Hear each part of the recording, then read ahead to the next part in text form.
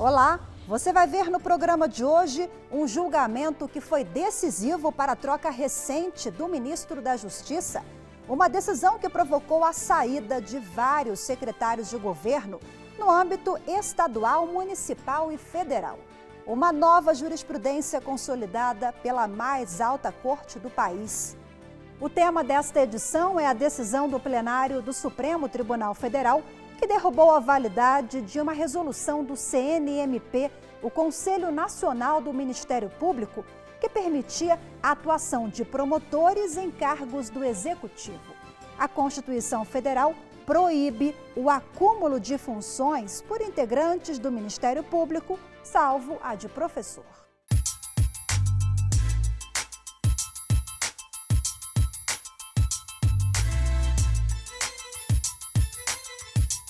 O caso chegou ao Supremo por meio de uma DPF, arguição de descumprimento de preceito fundamental, que foi apresentada pelo PPS, o Partido Popular Socialista. O artigo 128 determina que os membros do Ministério Público não exerçam outras funções além daquelas típicas da carreira. E com base nisso, houve esse questionamento acerca da possibilidade de um membro do Ministério Público Estadual exercer a função político-institucional de ministro da Justiça. A legenda tentava suspender a nomeação do então ministro da Justiça, Wellington César Lima e Silva, que ficou exatos 11 dias à frente da pasta. O partido político questionou a nomeação de Wellington porque, como integrante do Ministério Público Estadual da Bahia, desde 1991, de acordo com a Constituição de 88, ele não poderia assumir um cargo no governo federal. O fundamento da ação proposta pelo PPS era justamente a vedação contida no artigo 128 da Constituição, levando em consideração que ele era procurador do Estado da Bahia. Essa situação é diferente no caso do atual ministro da Justiça, que é o ministro Eugênio Aragão. Ele era membro do Ministério Público antes da Constituição de 88, mas ainda assim o PPS já ajuizou uma nova reclamação, arguindo também a impossibilidade de membros antigos ocuparem também essa função de ministro da Justiça. E no dia desse julgamento, aqui no plenário do Supremo, o advogado do PPS, autor da ação, foi o primeiro a se manifestar. Durante a defesa, ele argumentou que o exercício de um cargo no Poder Executivo por um membro do Ministério Público leva a uma situação de subordinação, o que ofenderia a autonomia e a independência do Ministério Público, prevista no artigo 127 da Constituição Federal. O que se revela no caso, posto em julgamento, é a assunção ao cargo de ministro da Justiça, portanto, de subordinado da chefe do Poder Executivo Federal, um agente político estadual. Acho que é o único caso. E sabemos todos, é regra comezinha, consolidada na jurisprudência e na doutrina, de que não existe hierarquia entre os entes federados. E essa situação de subordinação estabelece, sim, uma hierarquia entre um agente público estadual e a presidente da República. O advogado disse que, pela Constituição de 88, só é permitido o exercício de uma única atividade, fora a atuação no Ministério Público, mas lembrou que existe uma exceção à regra. O artigo 128, parágrafo 5º, em seu inciso 2, a linha D, é expresso ao prever que só é permitida a acumulação de um cargo de professor. É a única possibilidade de exercício fora da carreira do Ministério Público por membro do parquê.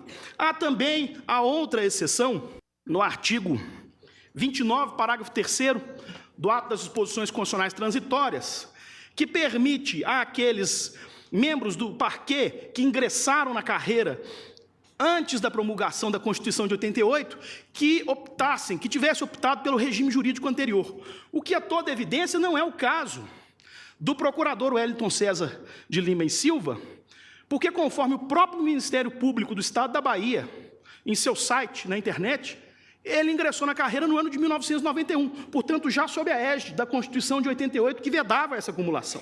De acordo com o artigo 29, as vedações, as limitações que são contidas no artigo 128 da Constituição, elas não se aplicam para os membros da carreira à época de promulgação da Constituição. E foi justamente esse artigo da Constituição Federal que permitiu a nomeação e posse do novo ministro da Justiça, o ex-subprocurador-geral da República, Eugênio Aragão. Aragão era um dos 73 subprocuradores gerais da República e é integrante do Ministério Público desde 1987, quando não havia proibição que, no entendimento do Supremo, a Constituição determina. No dia do julgamento sobre o tema no plenário do STF, em sua estreia como advogado-geral da União na tribuna do Supremo, o ministro José Eduardo Cardoso argumentou que o tipo de instrumento jurídico utilizado para o pedido foi inadequado. Para Cardoso, não cabe no caso uma ADPF, uma arguição de descumprimento de preceito fundamental, conforme foi apresentada pelo Partido Popular Socialista. Se pretende subverter a ordem processual com esse tipo de pedido. E mais, a admitir situações dessa natureza, os precedentes, obviamente, se colocarão de maneira nefasta para a ordem processual. Quem quererá propor uma ação popular se pode chegar direto ao Supremo, impugnando um ato concreto por via de uma ADPF?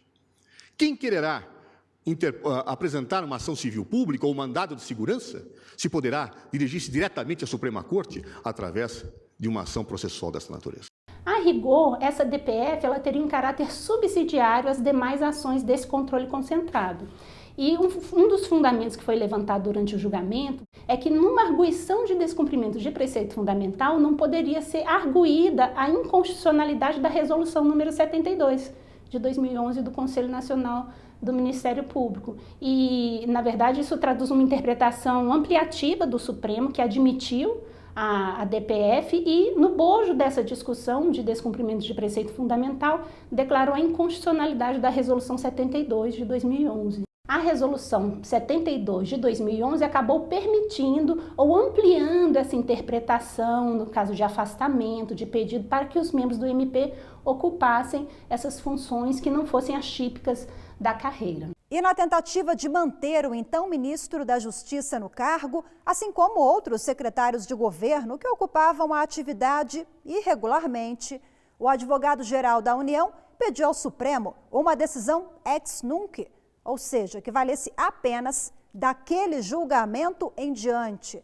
Um pedido que não foi aceito pela maioria no tribunal. Há muitos membros do Ministério Público que exercem funções de ponta, especialmente na área da segurança pública nos estados.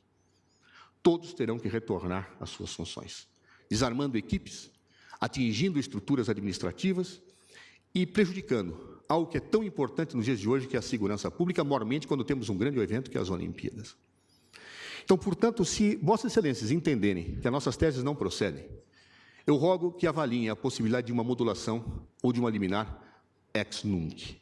O chefe do Ministério Público Federal, Rodrigo Janot, também defendeu a permanência de membros do MP em funções exercidas no Poder Executivo. Entendo não haver, a priori, choque entre a atuação do membro afastado e a destinação constitucional da instituição.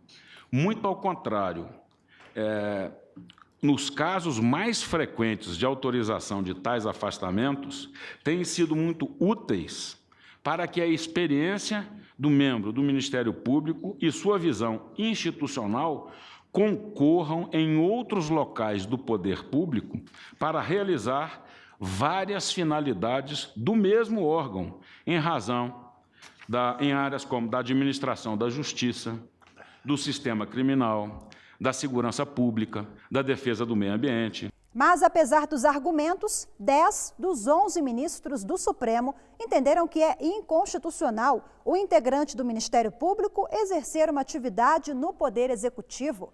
No próximo bloco, você vai entender os detalhes desse julgamento e vai ver também como votou cada ministro do tribunal. Até já!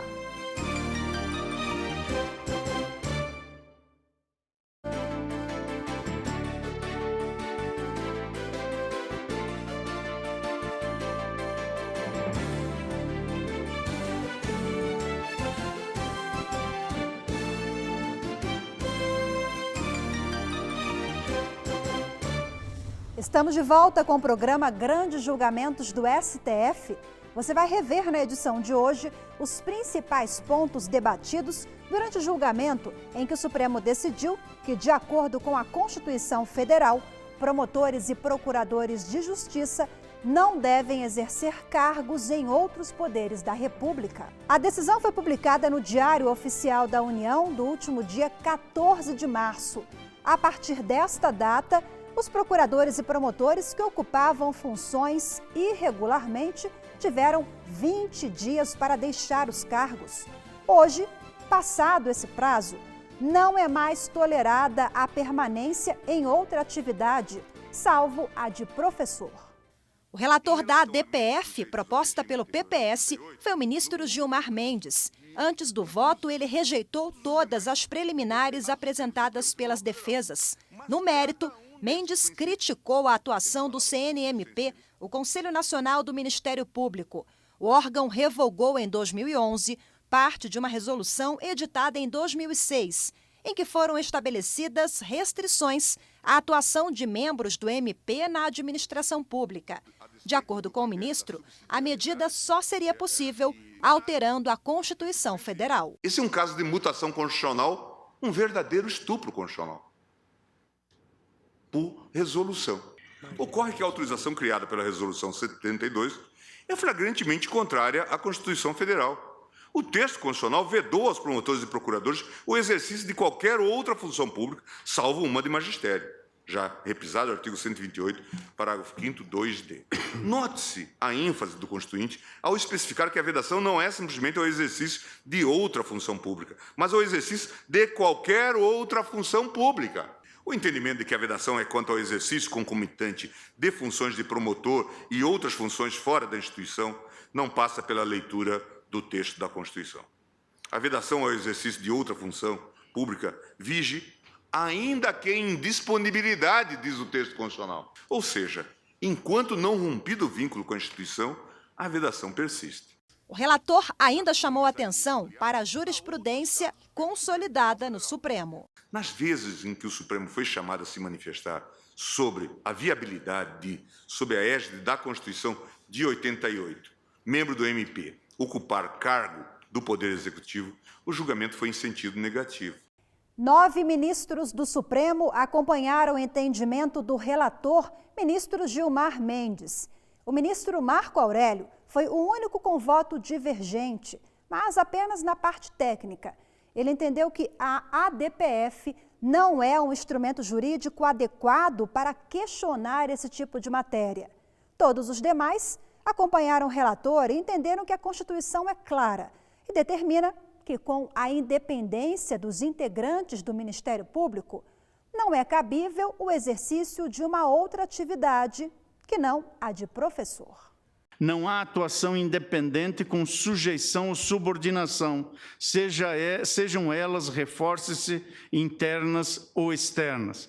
É justamente porque livre de qualquer sujeição que o Ministério Público ou seu membro pode buscar justiça conforme o direito em sua atuação judicial e extrajudicial, pois pode atuar contra agentes públicos e privados, contra o Estado e contra o particular, sem se sujeitar a nenhum deles, ainda que em desfavor de algum deles seja essa sua atuação. A se validar a nomeação de procuradores de justiça, por exemplo, a cargos de ministro de Estado ou de qualquer outro cargo essencialmente político, cria-se para os membros do Ministério Público um incentivo para agirem politicamente, para agirem com considerações políticas na sua função de proteção do interesse público, inclusive, eventualmente, para conquistar a simpatia do chefe do Executivo e obter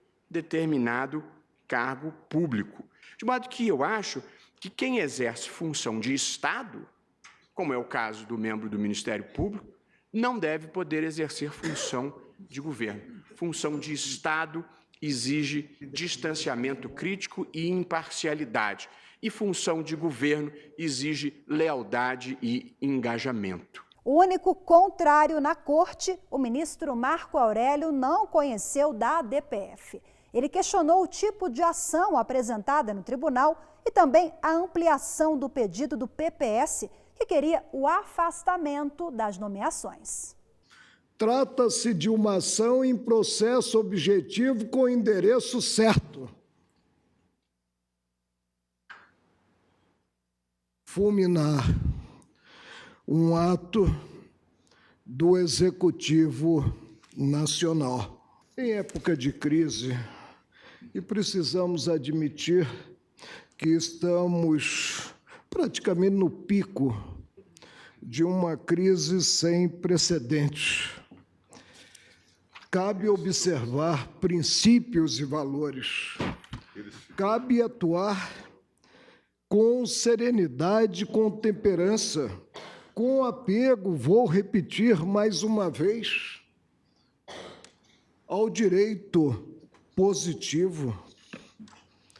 Não tenho a menor dúvida, presidente, que essa decisão do Supremo acaba agravando a crise institucional vivenciada. O Supremo está fazendo um novo desenho, está emprestando esse importante instrumento processual e constitucional, antes de tudo, uma arquitetura nova. Por isso eu peço vênia à posição ao ministro Marco Aurélio e acompanho frente à relevância da matéria constitucional o conhecimento da ação.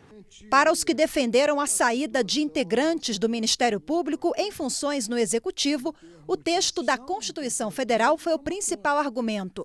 Nos debates, referências aos artigos 127, 128 e 129 da Carta Magna, que tratam especificamente das atribuições e competências do Ministério Público. O artigo 129, é o que define as funções institucionais do Ministério Público. Portanto, as funções que pertencem tipicamente ao cargo atribuído aos membros do Ministério Público. E o inciso 9 tem que ser interpretado nesse contexto. O inciso 9 trata de funções a serem exercidas na condição de procurador ou de promotor. Isso é que explica que se admita a possibilidade de um promotor ou de um procurador exercer cargos em conselhos. Ele o faz na condição de procurador ou de promotor. Em suma, eu podia resumir meu voto da seguinte maneira: não se pode considerar função institucional do Ministério Público aquela que, para ser exercida, deva ao membro do Ministério Público se afastar do cargo. E no caso concreto, o ex-ministro Wellington César Lima e Silva, após o julgamento no Supremo, pediu demissão do cargo de ministro da Justiça.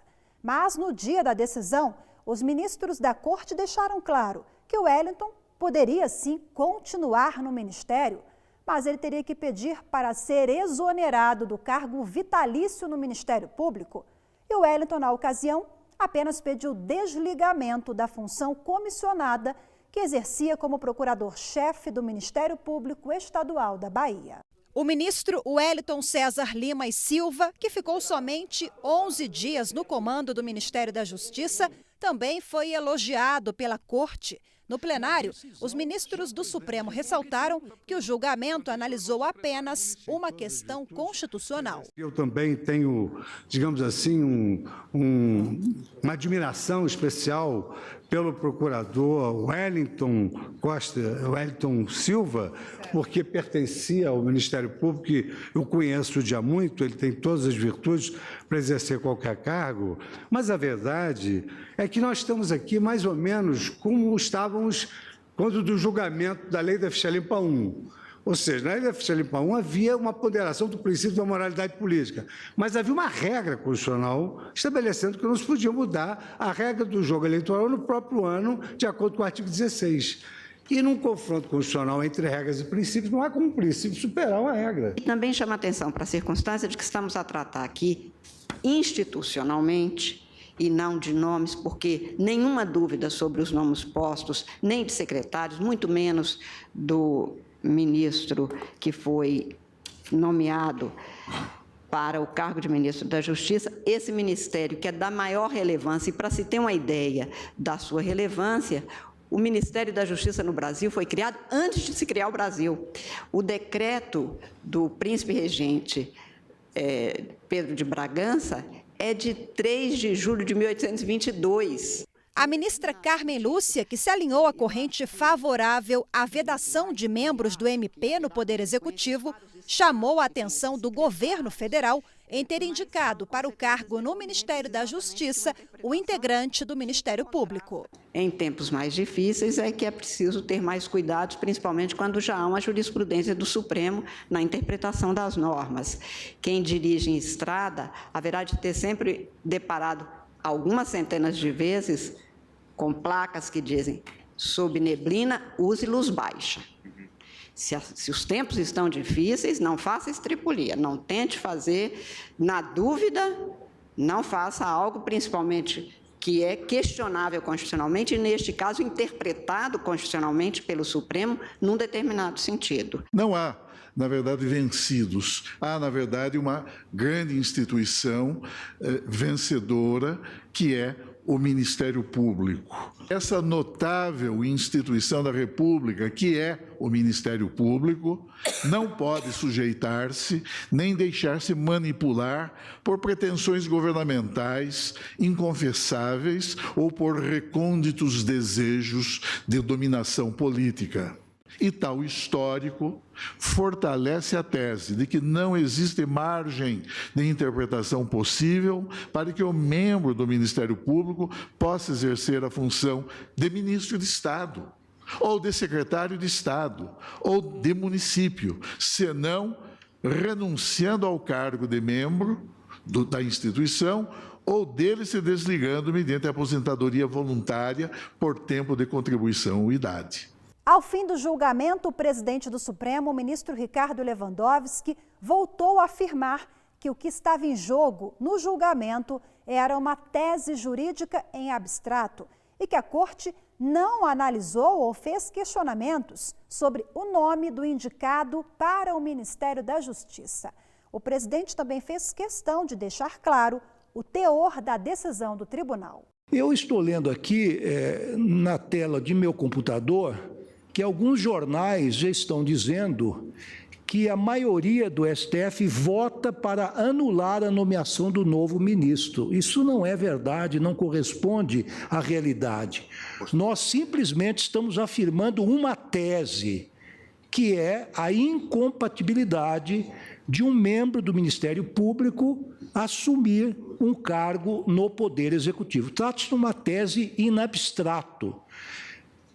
Sua Excelência, o ministro da Justiça, recém-nomeado, Dr. Wellington César Lima e Silva, em querendo, ele poderá manter-se no Ministério, evidentemente, se quiser exonerar-se do Ministério Público. Veja no próximo bloco o prazo dado pelo Supremo Tribunal Federal para que membros do Ministério Público deixassem os cargos no Executivo se esgotou no último dia 3 de abril. Os detalhes a seguir.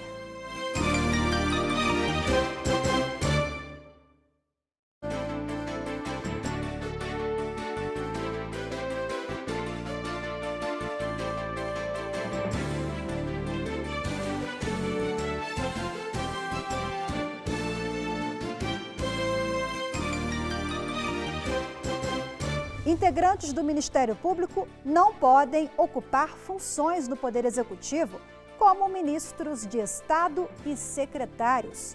Você acompanha na edição de hoje os desdobramentos políticos e jurídicos da decisão do plenário do Supremo Tribunal Federal, que afastou um ministro de Estado e também vários secretários no âmbito estadual, municipal e federal. A decisão foi publicada no Diário Oficial da União do último dia 14 de março. A partir daí, foi contado o prazo de 20 dias para a medida entrar em vigor, o que significa que todos irregulares no cargo deveriam deixar a atividade. Isso é interessante porque permite aos poderes executivos no âmbito estadual e da própria União regularizarem situações de ministros de Estado que estariam acumulando indevidamente essas funções, né? Então, ao dar 20 dias para que fossem regularizadas essas questões, inclusive pelo pedido de exoneração do ministro de Estado, o Supremo acaba permitindo, né, que o próprio Poder Executivo, no âmbito da sua independência, se conforme e se adapte a essa resolução, a essa decisão do Supremo Tribunal Federal. Esse prazo venceu em 3 de abril, ou seja, hoje, quem ainda não deixou a função no Executivo Federal, Municipal ou Estadual, ou pediu exoneração do Ministério Público, está desrespeitando o que decidiu a mais alta corte do país. A advogada acredita que o julgamento no Supremo colocou um ponto final no impasse sobre o assunto no Poder Judiciário. Havia uma interpretação controvertida acerca da possibilidade ou não de assumir.